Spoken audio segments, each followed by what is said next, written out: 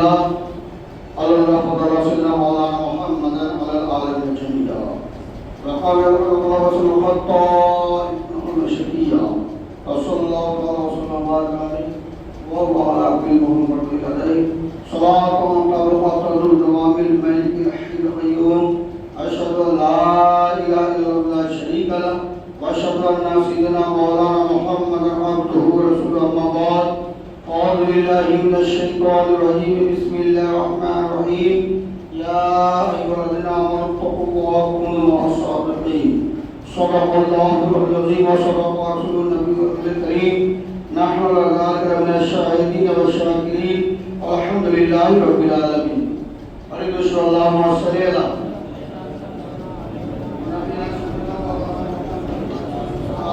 رسول الله.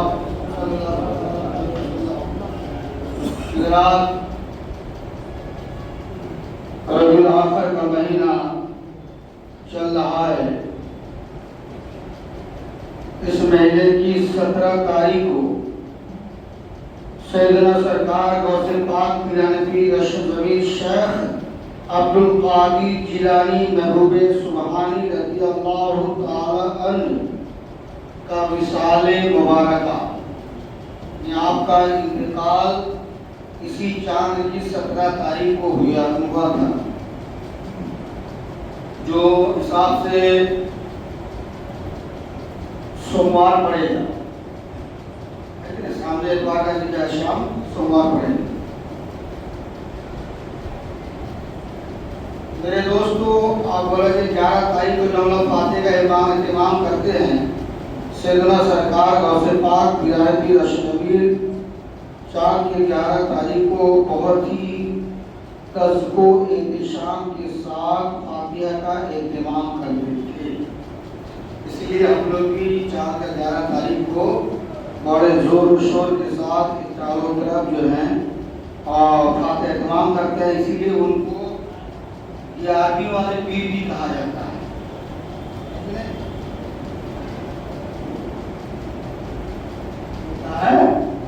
عربی والا پیر بولتے ہیں. تو حضرات، کہنا مقصد یہ ہے،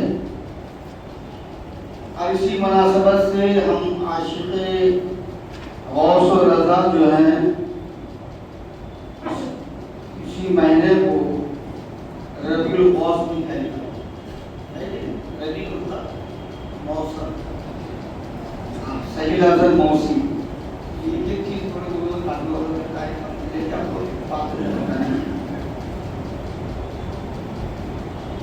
تو میرے دوستو، آئیے اور کچھ سنا. اس سے پہلے تو شکر لیجیے. اللہم صلی علی سیدنا نبی محمد صلی اللہ علیہ وسلم.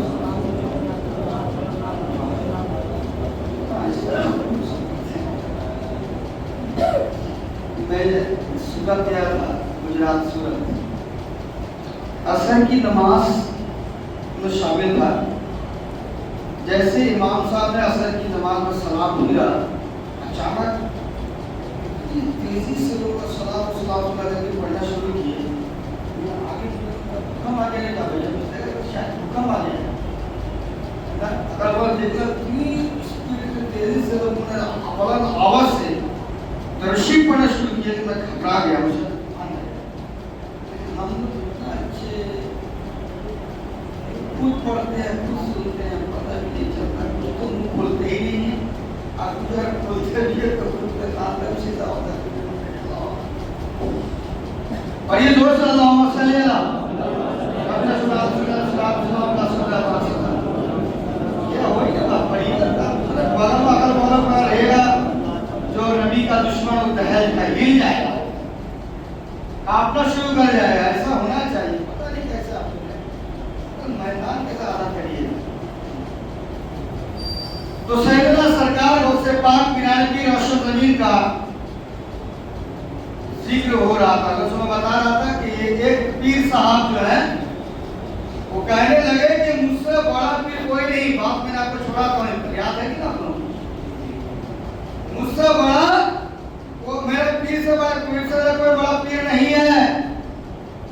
آپ جو اپنے آپ کو بہت بڑے پیر کہلاتے ہو، میرے پیر جیسے نہیں. पीर कैसे हैं? पहले तुम अपने जो केबल है तो उसको जलाल में आके पहले तो अपना कपड़ा फाड़ के फेंकते हैं। ये जलाल में कहते हैं मेरे पीर से ऐसा बड़ा पीर तुम हो ही नहीं सकते। बोला तुम्हारे पीर कौन है? कौन है तुम्हारे पीर? और पहले काम करो, पहले अपने जिस्म पे कपड़ा डाल लो, फिर उनका नाम बताओ। पहले बदन पे कपड़ा डालो, ढाक लो, तो फाड़ पड़ के फेंक दिए।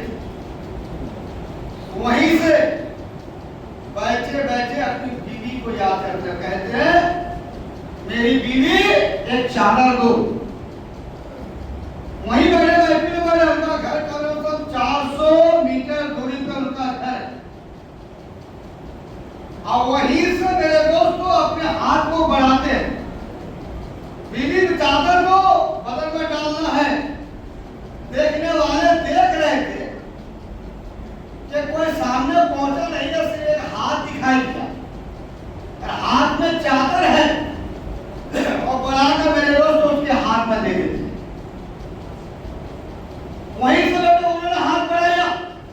अब एक काम कीजिए, अब यहीं पर बैठे जाओ, बाहर गया आपको बैठा हुआ हो, अब उसको बोले भाई मेरा चश्मा रही जो मौजू कर रहा था, दे दो हाथ, एक हाथ बढ़ाइए, ये बगल से चश्मा मांग के दिखाइए। नहीं मान सकते। हम आगे कहते हो कोई मेरे दोस्तों वहां से किसी का हाथ इतना लंबा है नहीं आएगा, और आपका हाथ इतना लंबा नहीं कि वहां तक चला जाएगा। ऐसा लंबा करो हाथ नहीं, तो जरा अल्लाह भाई ताबीर हाथ लंबा है। तो मेरे दोस्तों चारों बगल चादर दो, हाथ बढ़ाकर चादर सबों ने देखा। चादर बदन में डालते कहते मेरे पीर के बारे में कुछ तो हो। मेरा पीर तो वो है कि जो बगदाद में बैठे बैठे समंदर से तैरने वाले को कभी कश्ती डूब गई थी उसको उठा कर किनारे लगा देता। मेरा पीर वो है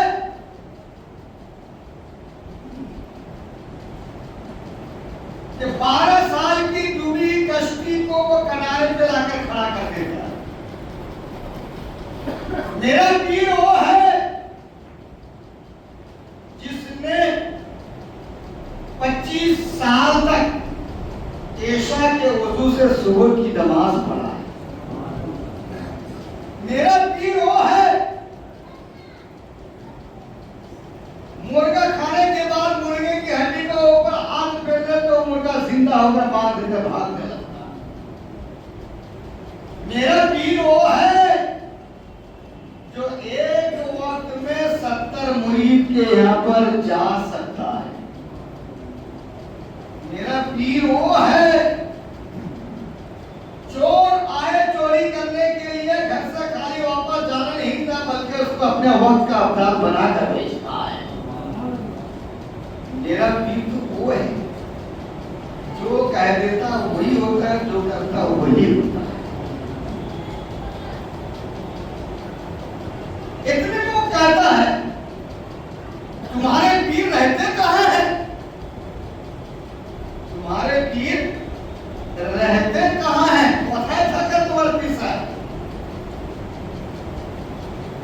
আমি তো অনেক জায়গা ঘুরেছি, বলে আমার পীর সাহেব মদিনা শরীফে থাকেন।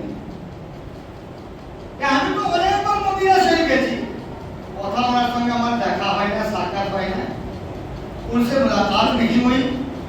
मैं हमेशा मदीना शरीफ आता जाता रहता हूँ। कहाँ रहते हैं? कहा कि कुछ लोग घर वाले होते हैं, कुछ लोग दर वाले, कुछ लोग ऐसे दर का मतलब घर होता है, लेकिन यहाँ पर दर का मतलब जो है किसी के घर के सामने पड़े रहना, जैसा हम लोग बाबा मोशा काली दरबार के सामने पड़े हुए हैं। घर वाला होता है जो अंदर रहता है, घर के अंदर एकदम घोड़े भीतरे থাকে, যে ব্যক্তি আগে ঘরে বাইরে পড়ে থাকে, जैसे कुत्ता घर के बाहर पड़ता घर के अंदर नहीं रहता, आप नहीं रखते हैं, तो इसलिए उसको डर के कहा जाता है। मगर मेरे दोस्तों कुछ ऐसी चीजें हैं जो घर के अंदर रखते हैं। सांप सोना चांदी घर के अंदर रखते हैं, रुपया पैसा घर के अंदर रखते हैं, اس کو گھر والا کہا جاتا ہے، اور جو باہر پڑا اس کو در والا کہا ہے۔ اب میرا پیر جو ہے، جو اپنے وقت کا بہت صرف اپنے وقت کا بہت بڑا کتب یا سارے پیروں کا پیر بھی ہے، روشن ضمیر بھی ہے، وہ گھر والے ہیں۔ بولے کہاں برابر جاتا ملاقات نہیں ہوتی ہے، بولے ملاقات اس سے ہوتی ہے جو گھر والا ہوتا باہر رہتا اس سے ملاقات ہوتی ہے، اور جو گھر کے اندر ہوتا اس سے ملاقات نہیں ہوتی ہے۔ تو تمہارا پیر ہے کون؟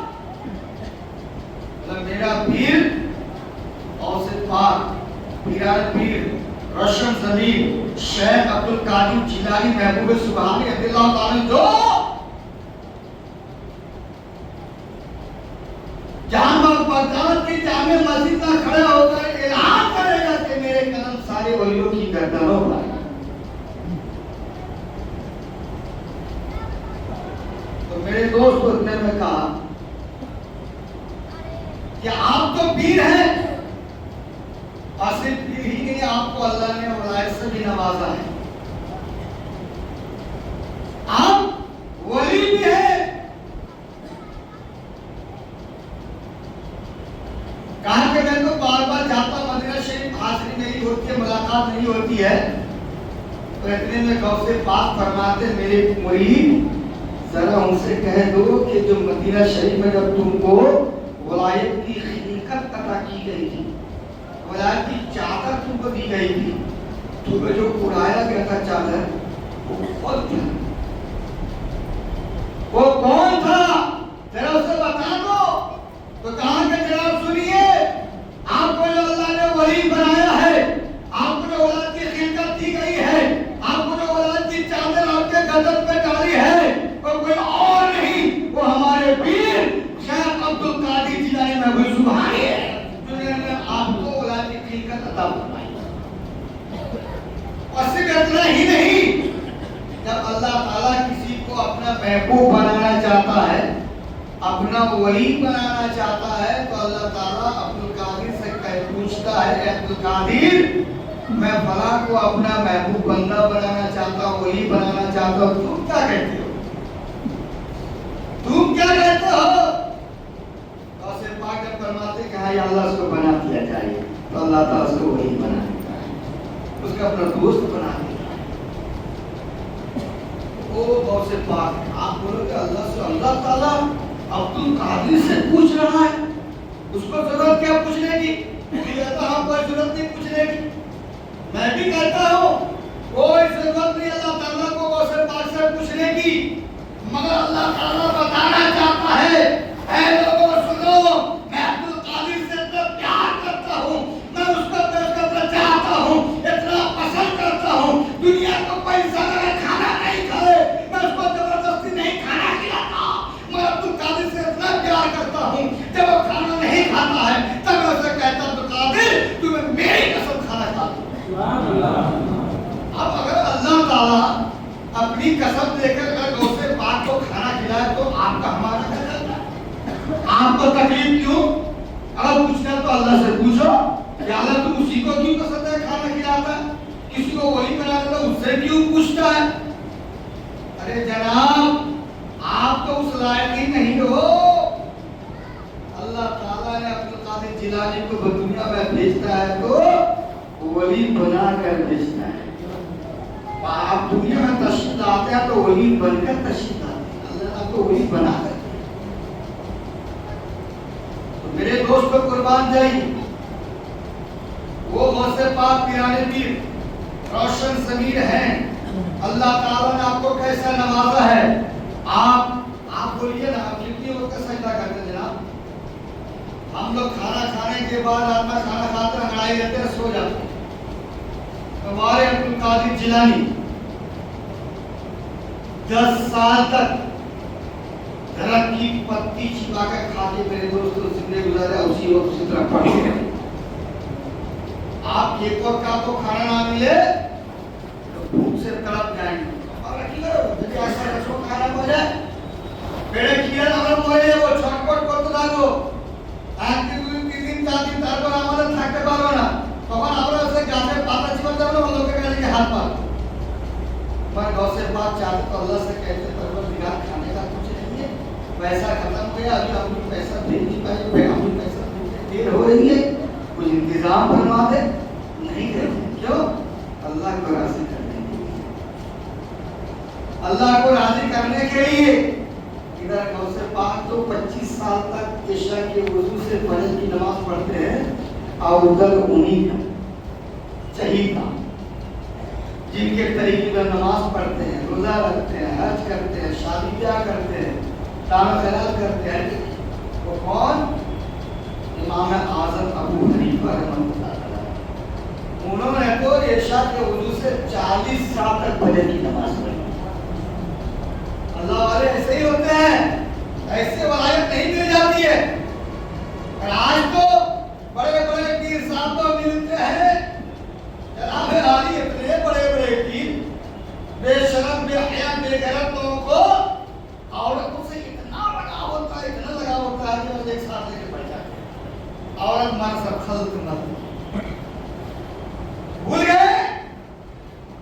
आज तीन वक्तों को देखिए, आपका नमाज मगर दोस्तों मस्जिद में भी लेके चलते हैं।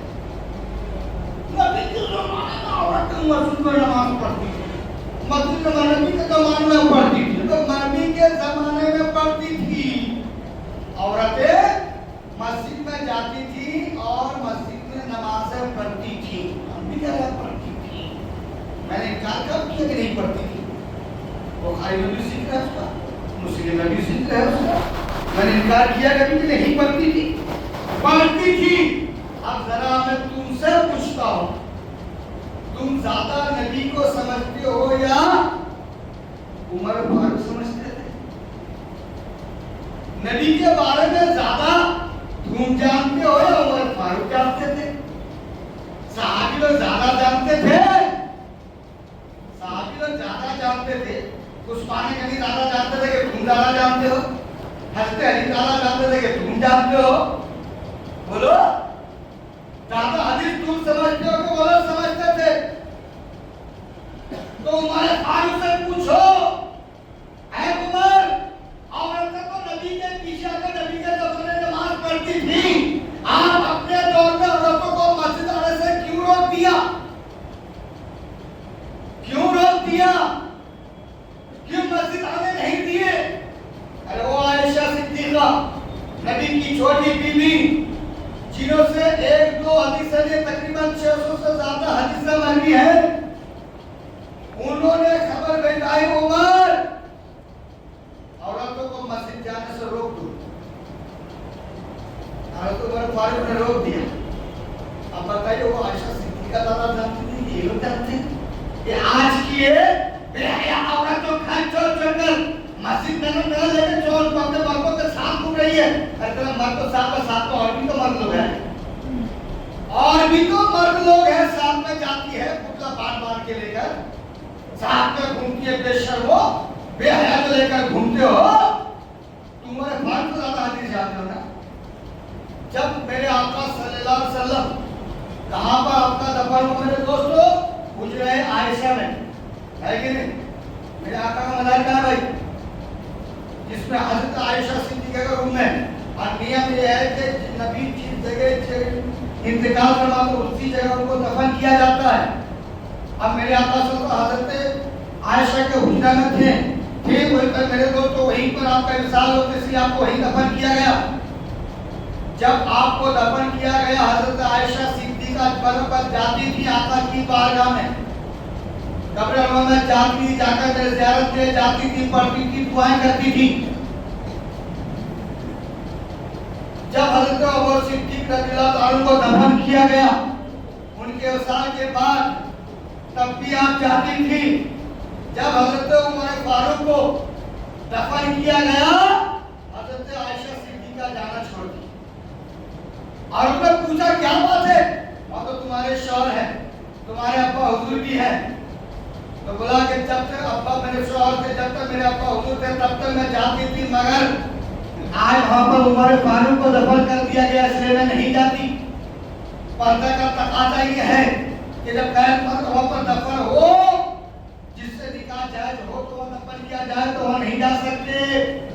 हज़रत आयशा सिद्दीक़ा से तुम बहुत ज्यादा हदीस समझती हो, आयशा से बहुत ज्यादा समझती हो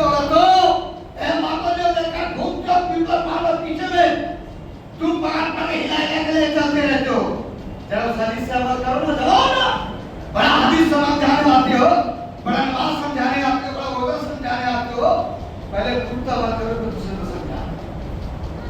سب مطلب بھی باندھ کر مسجد میں گٹھا ڈال کے پڑے رہنے سے کھانا بنا کے کھاؤ اور بہت ہاتھ ہوا چھوڑتے رہو، پڑے رہو. بے شک نبی کے زمانے نبی کبھی کیے نکتا دیے. نبی کی تبلیغ ایسی تھی، مسجد میں آ کے پڑے رہتے تھے.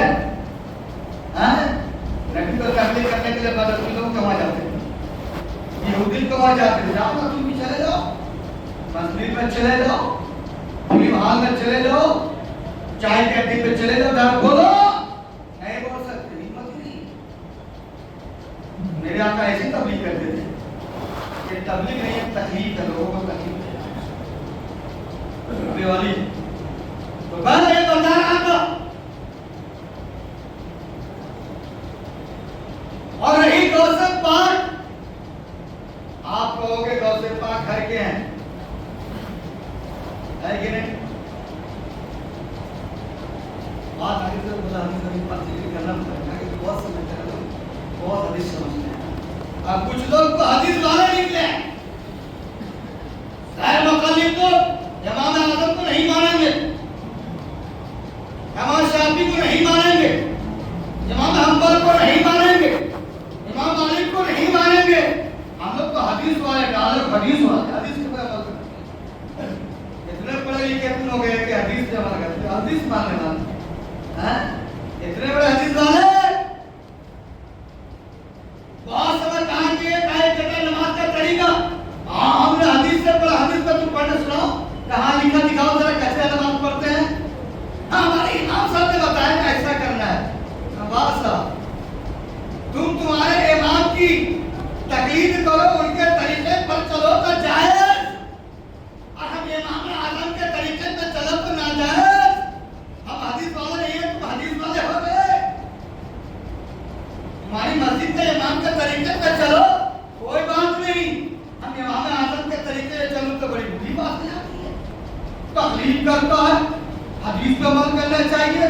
اب میرے آقا نے اٹھا ترمذی شریف اٹھا، جس کی طرف میرے آقا نے اشارہ کر دیے تھے کہ 4 امام آنے والے ہیں، 4 پہ ایمان لانا ہے اور کسی ایک کے طریقے پہ چلنا. حدیث والے ہو، یہ حدیث تم کو دکھائی نہیں دیتی. ان حرام خوروں سے جتنے ہمارے اسلام کو نقصان پہنچتا ہے، سب انہی لوگوں سے جو اپنے آپ کو اہل حدیث کہلاتے ہیں اور ایسا کام کرتے ہیں. اٹھائیے پورے ماحول دنیا کو دیکھیے، میں نہیں بولتا ہوں، اٹھائیے اپنا اٹھائیے. خاص آپ لوگ کو بہتر ہے کہ دیکھیے اس کو بات ہے آپ جانتے ہیں، جگہ سے خبر لیجیے آپ کو پتا چل جائے گا. یہی لوگ ہیں صلح کلی، اور انہی لوگوں سے میرے اعظم امام سرکار اعلیٰ حضرت فاضل فرماتے ہیں ان سے دور رہو، ان سے دور رہو. جس کو لوگ آج کے مرشد آباد مازندران کے لوگ لا مذہب بولتے ہیں، ہاں لا مذہب کس کو بولتے ہیں؟ انہی لوگ لا مذہب، اس کا کوئی مذہب نہیں ہے. اور ہم لوگ کو مذہب والے ہیں. ایک مذہب امام اعظم، ایک مذہب امام شافعی، ایک مذہب امام مالک، ایک مذہب امام ابن حنبل. ایک 4 مذہب، 4 امام، 4 مذہب. تو مذہب والے کون ہوئے؟ ہم ہیں کہ تو امام اعظم طریقے پہ ہم چل رہے ہیں، کوئی امام شافعی کی طریقے پہ چلتا ہے، غوث پاک امام مالک کی طریقے پہ چلتا ہے. تو میرے دوست کہنا یہ ہے، یہ کہنا چاہتا ہوں کہ سب کا جیسا تو مذہب ہے کہ نہیں ہے. کیا ضرورت تھی غوث اعظم کو چلنے کی؟ کیا ضرورت تھی خواجہ نواز کو؟ کیا ضرورت تھی قطب الدین کاکی لاؤلیہ کو ان اماموں کے طریقے پہ چلنے کی؟ کیا ضرورت تھی؟ سیاست کے وہ لوگ نہیں سمجھتے تھے. تم بڑے پڑھے لکھے والے آگے ہو، ابھی بھی وقت ہے، توبہ کرو، توبہ کرو. اور اللہ تمہارے کون بولتی ہے میرے پاس، ہمت ہے مجھ سے بات کرو. میں اتنا سیدھا ٹھوک کر بولتا ہوں، بلاؤ میں دیکھ لیتا ہوں. یاد رکھیے ایسے طریقہ کو اپنائیے جو صحابہ کا طریقہ ہے، طریقہ وہ اپنائیے جو غوث و قطب کا طریقہ ہے، طریقہ وہ اپنائیے جو سلف و صالحین کا طریقہ ہے. ہم نہیں کہتے. آپ بول رہے ہیں کون بولا تو مسجد میں کھڑا بول رہا ہے کہیں تو اپنا اپنا کہاں ہے قرآن میں کہاں ہے؟ قرآن میں اللہ فرماتے ہیں یا الذین آمنوا اتقوا وکونوا مع الصادقین. اے ایمان والو اللہ سے ڈرو اور سچوں کے ساتھ سچوں کے ساتھ ہو جاؤ. میں نے اللہ کہہ رہا قرآن کہہ رہا سچوں کے ساتھ. سچے کون ہیں؟ وہ بھی قرآن کہہ رہا. دوسرے کسی نے قرآن جو قرآن کہہ رہا سچے نبیوں کی جماعت سچی, صحابہ کی جماعت سچی ہے, سلف و صالحین کی جماعت سچی ہے, اولیاء کی جماعت سچی ہے. اور قولی میں کون ہے؟ غوث پاک بھی ہیں, خواجہ گنوار میں قطب الدین بختیار کاکی ہیں, حسن قریمن ہیں, صحابہ میں ابو بکر صدیق عمر فاروق ہیں, حضرت علی عثمان غنی ہیں. تو میرے دوست یاد کرو جب انہوں کے طریقے پر, اسی لیے تو میرا اپنا میری امت میں 73 طریقے ہوں گے, ایک جنتی باقی سب کے سب جہنمی. صحابہ نے عرض کیا سنو ایک جنتی کون ہے جو میرے اور میرے صحابہ کے طریقے پر چلے گا. کھڑے ہو گئے یا سب پہچانیں گے کیسے؟ کہا کہ جو اولی کو ماننے والا ہوگا وہ وہی حسیب ولی کو ماننے والا. منہ سے بولنے والے کا کام نہیں چلتا. غوث کا دامن نہیں چھوڑیں گے, خواجہ کا دامن نہیں چھوڑیں گے, جھولے لال کے رفتار ان کا دامن نہیں چھوڑیں گے. کہتا ہے کہ بھیا علی کا دامن نہیں چھوڑیں گے. پہلے دامن تو پکڑو تب چھوڑنے کی بات آئے گی. دامن پکڑنے کا مطلب یہ کہ نعرہ لگانے سے دامن نہیں, منہ سے چلانے سے دامن نہیں. دامن یہ ہے جو جس طریقے پہ چلے اسی طریقے پہ تم کو بھی چلنا ہے. جیسے انہوں نے راستہ بنایا اسی راستے پہ چلنا ہوگا. جس طریقے سے وہ کام کرے اسے کام کرنا ہوگا. نماز پڑھی پڑھی جس طرح نماز پڑھے ہیں, روزہ رکھے جس کو روزہ رکھے ہیں, حج کرے جیسے انہوں نے حج کیا ہے, جیسے وہ طریقہ اپنایا اسی طریقے پہ. انہوں نے تو صحابہ کے طریقے کا تعلق سے کہتے ہیں صحابہ طریقے پہ چلے ہیں, نبی کے طریقے پہ چلے ہیں, خواجہ گنوار نبی کے طریقے پہ چلے ہیں, غوث کتب کے طریقے پہ چلے ہیں. تم کس طریقے پہ چلتے ہو؟ اپنے زندگی کو دیکھو, خواجہ کی زندگی کو ٹٹول کر دیکھو, غوث پاک کی زندگی کو دیکھو, قطب الدین بختیار کی زندگی کو دیکھو, نظام الاولیاء کی زندگی کو دیکھو, وہ کس طریقے پہ چلے ہیں. جس طریقے پہ چلے ہیں, جیسا کیے ہیں, زندگی گزارے ہیں, وہ طریقہ اپناؤ, اسی طرح چلو, تب تمہیں کہا جائے گا ان کا دامن تم نے تھاما ہے, ان کا ماننے والے ہو. ورنہ تم جتنا بھی چلاتے رہو میرے دوستوں, کبھی تم غوث کے ماننے والے نہیں ہو سکتے, خواجہ کے ماننے والے نہیں ہو سکتے. غوث پاک نے کبھی نبی کے دشمن سے سمجھوتا کیا یا کبھی نہیں. خواجہ گنواس نے کبھی جو نبی کا دشمن ان سے دوستی کی نہیں.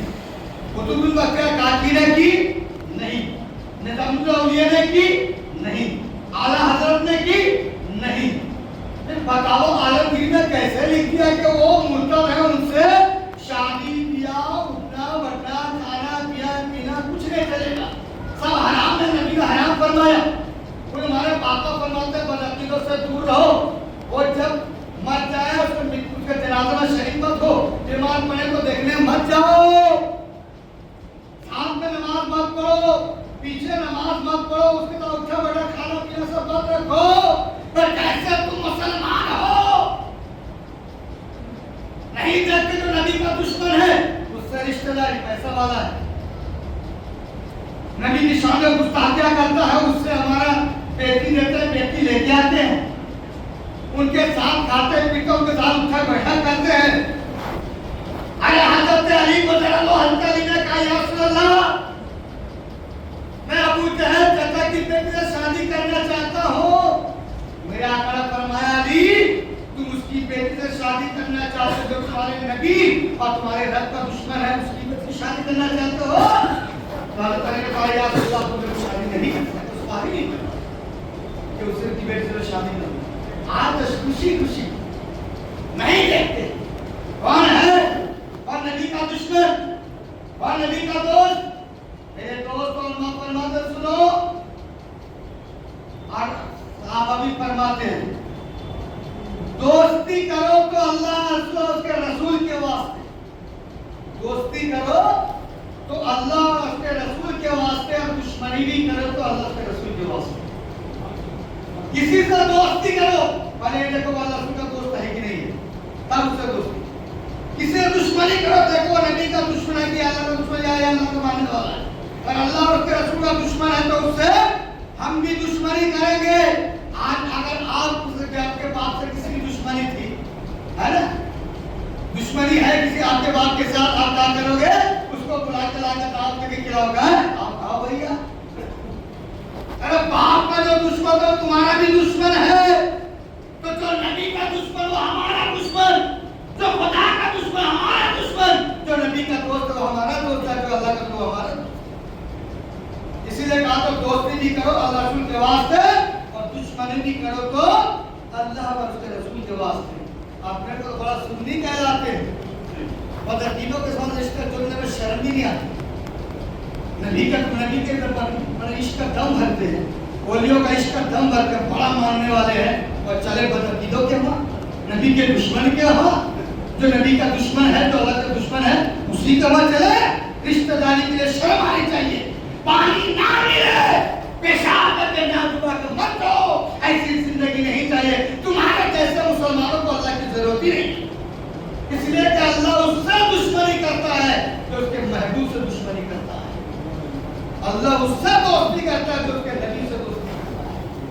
मैं नहीं कहता, हदीस उठाओ और पिता की किताब उठाओ, जिस किताब को देखना देख लो, चाहे बताओ आलमगीरी और खुर्रम मुख्तार और अब्दुल मुख्तार और तबलकाई को, जो किताब देखना देता मसाले किताब। आप बोले सिख सुन्नी लोग पता वाले पहले चिल्लाते नहीं, हम तुमको नहीं बोलते पता होता तो मत मानो, नहीं मान दूसरी तरफ पता वाले को तो मानोगे ना, खुर्रम मुख्तार को मानोगे ना, अब्दुल मुख्तार को मानोगे ना। मैं दिखाऊंगा खोल के उसमें तुमको आया किताब मैं चाहता हूँ, अगर तुमको नहीं मिले बात। मेरे दोस्तों याद रखिए, दुनिया 2 दिन की जिंदगी, 2 दिन की। बचाओ ईमान, ईमान है तो आपके आप सही हैं, और ना ईमान नहीं तो बेकार आपकी जिंदगी, बेकार नमाज कोई फायदा नहीं जिंदगी से। आप जैसे नमाज को हम जैसे नमाजी को अल्लाह की जरूरत नहीं, तो फरिश्तों को लेकर अपनी बात करवाने। लेकिन क्या बंदों को भेजा, बंदा वादा करके जब बंदे तेरी इबादत करें, बंदे की रियाजत करेंगे, फिर आने के बाद ठीक करें। अभी भी वक्त है, तौबा करें, सच्ची तो तौबा करें, अल्लाह की इबादत लग जाए, जो इबादत को रखे अल्लाह ताला हम तमाम लोगों शरीफ